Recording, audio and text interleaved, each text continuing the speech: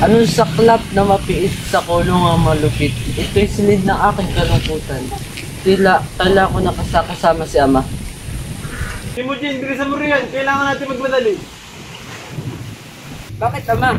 Malayo ang ating lalakbayin. Kailangan magpatay-patay. Mahalaga ang ating sasadyain. Naguguluhan ako sa Ama. Kanina ka pa nagdudumal at sinasabing mahalaga ang ating sadya sa ating pupuntahan. Ano ba yun? 7 na taong gulang ka na. Sa edad mo ngayon, Timujin, ay dapat ka nang pumili ng iyong mapapangasawa. Ay, masyado pa akong bata para magaling ang bagay. Ang kasal ay parang sa matatanda lamang. Kapag ang batang ito, hindi naman ibig sabihin na kapag nakapili ka na ng babae papakasalan mo ay magsasama na kayo. Isang simpleng pamimili lamang na babae ang iyong gagawin at pangakong siya ay iyong papakasalan. Ganun po ba yun? Oo anak, tayo nabibilang sa tribong Borijin. Kahit pipili ka ng babae ng papangasawa, tribong Merit. Kahit sa tribo Merit pa siya kailangan magmula, ay hindi naman natin tribo yun. Malaki ang atraso ko sa tribo. Kahit sa ganitong paraan, ako'y makakabawi sa kanila. Ikaw, sa tingin mo ba Ma, sa ating gagawin, kakalimutan nila ng ganun-ganun lamang? Hindi ko alam, tingnan natin ang mangyayari. Mas mabuting may gawin akong paraan kaysa sa wala. Kung yan po ang sa tingin niyo'y tama. Timujin, magpahinga muna tayo. Mabuti na yun, Ama. Matutagin na rin ako. Gagalugahan ko mga tarigin. Huwag ka lalayo at mag-iingat ka.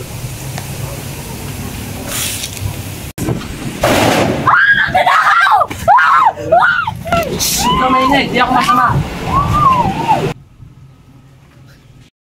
Abay, bakit naman kita paniniwalaan? Di naman kita kilala.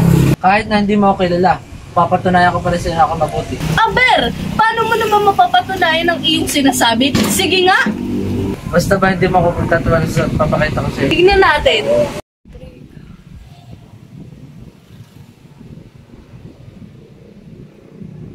Anong iningiti mo diyan? Sabi mo huwag akong tumawa, ikaw lang pala ang tatawa. Ito na, handa ka na. Kanina pa, ang bagal mo naman. Nais ko sanang ikaw ang babaeng aking mapangasawa. Sira ulo ka ba? Niloloko mo ba ako? Kababata-bata pa natin. Oo, seryoso ako. Pahal ka ba? Ganun-ganun lang ba yun? Pero kung mahirap ako paniwalaan, kaya mo ipaliwanag ko sa iyo. Kasama ko si Tay. Papunta kami sa tribo ko rin. Upang pumili ako na aking mapapangasawa. Ngunit, ikaw ang ibig ko. Ikaw ang pinipili. Anong mayroon sa akin? Bakit ako ang pinipili mo? Hindi ko rin alam. Ang tanging alam ko na naman, ikaw ang pinili ng pagkakataon sa akin. Ikaw ang aking nakita. Kaya naman, pagbigyan mo na ako. Hindi naman ibig sabihin na pag pumayag ka, papakasal na tayo. Hindi ko malaman kung ano ang dapat ko sabihin sa iyo. Pero, sige na nga. Salamat sa iyo. Ako'y labis mong pinaligaya. Pangako, hindi ka magsisisi sa iyong desisyon. Paano na ngayon? Siyempre, tuloy pa rin ang buhay natin. Pero dadating ang panahon na maninira tayo sa isang bubong. Pagkatuwang nating arugain ang ating mabubuting anak. Matagal pa yun. Oo, pangako, babalik na kita pagkatapos ng 5 taon. Halika, pupuntahan natin si Ama.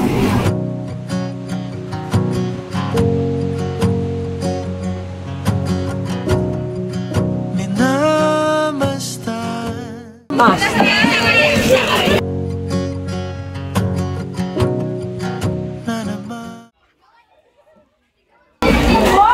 Anong? Sino siya? Bakit? Ma, siya po ang babae na pinili ko. Si Borte. Pero, Baka manin po sa pagdesisyon ko. Hindi nagpapaalam sa inyo. Pero buo po ang loob ko sa aking ginawa. Sana'y maunawa po ninyo. kailang desidido ka na. Sino ba ako para di sumayon sa iyong kagustuhan? Ang buhay mo naman na nakataya rito. Okay lang ba sa'yo? Kung gayon, halina kayong dalawa at kausapin natin ang mga magulang mabuti. Na naman ang kawalan, ako'y hinahatid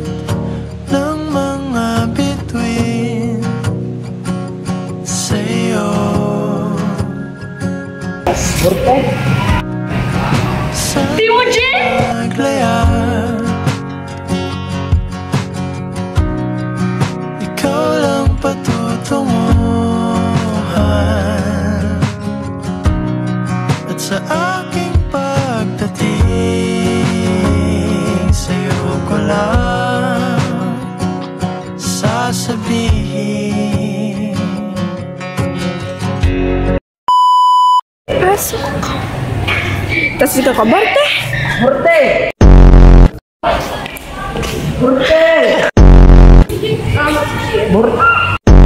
O, kuryente!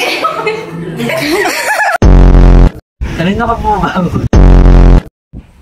Paano na ngayon? Oo!